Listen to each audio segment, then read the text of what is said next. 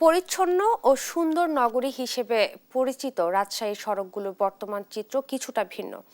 অধিকাংশ সড়কে খানাখন্দ সৃষ্টি হওয়ায় চরম দুর্ভোগে পড়েছেন পথচারী ও যানবাহন চলাচলকারীরা। এই পরিস্থিতি নিয়ে বিস্তারিত জানাতে সরাসরি যোগ দিচ্ছেন সহকর্মী কাজী শাহেদ। শাহেদ, আপনার কাছে জানতে চাইবো যে কোন কোন এলাকায় সড়কের এমন দুরবস্থা বেশি লক্ষ্য করা যাচ্ছে এবং সাধারণ মানুষ কি বলছেন? কর্তৃপক্ষের পক্ষ থেকে কোনো উদ্যোগ নেওয়া হয়েছে কিনা জানাবেন। শুভ সকাল ইসরাত। রাজশাহী শহরের যে পরিচ্ছন্ন এবং সুন্দর নগরী হিসেবে দেশব্যাপী পরিচিত ছিল, সেটি কিন্তু গত এক বছরে প্রায় ম্লান হয়ে গেছে। প্রতিটি সড়কের চিত্র যদি একটু ক্যামেরা চোখে দেখানোর চেষ্টা করি, যে খানাখন্দে ভরা। বিশেষ করে আমরা আছি রাজশাহীর যে ব্যস্ততম সাহেববাজার এবং নিউ মার্কেট সড়কে, সেটির চিত্র যদি দেখাই, সেখানে কিন্তু একেবারে সড়কটিতে বিভিন্ন জায়গায় ছোট ছোট গর্ত শুরু হয়েছে।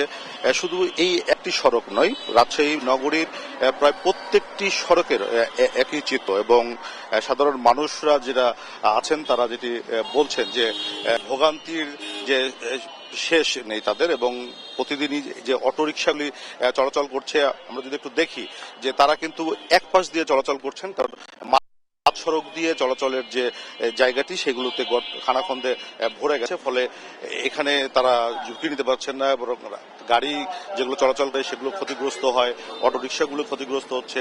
সাধারণ মানুষরা যেটি বলছেন যে গত এক বছরে কোনো সড়কই সংস্কার করা হয়নি।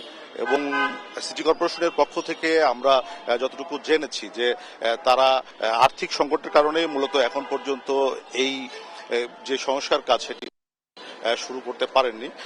যেহেতু এখন বর্ষাকাল চলছে, বর্ষাকালের কারণে বৃষ্টি হলেই বিভিন্ন জায়গায় খানাখন্দগুলিতে পানিতে ভরে যাচ্ছে এবং সেগুলিতে আমরা দেখছি যে বিভিন্ন দুর্ঘটনা ঘটছে। আমরা একটু নাগরিকদের সঙ্গেও কথা বলতে চাই, এখানে কি অবস্থা।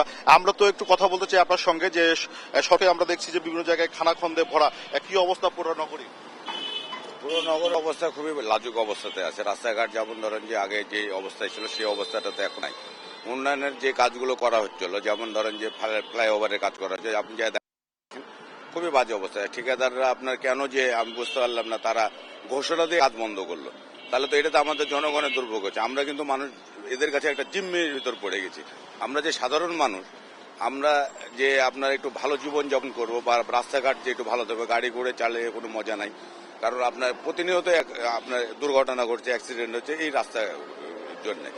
আপনার আবার দেখেন আমাদের দেশের কোনো পরিকল্পনা নাই যে আপনার এতগুলো ডিপার্টমেন্ট আছে, যেমন ওয়াশ আছে, তারপরে মানে টিএনটি আছে, বিদ্যুৎ আছে, এরা কিন্তু কোনো সমন্বয় করে কাজ করে না। আজকে আপনার সিটি কর্পোরেশন কাজ করে চলে যাচ্ছে, এক মাস পর আবার আশা করতেছি ওয়াশা কাজ করতেছে। তাহলে হচ্ছে কি রাস্তাটা কিন্তু আবার সে খোঁড়াখুড়ির ভিতরেই আমরা চলে যাচ্ছি।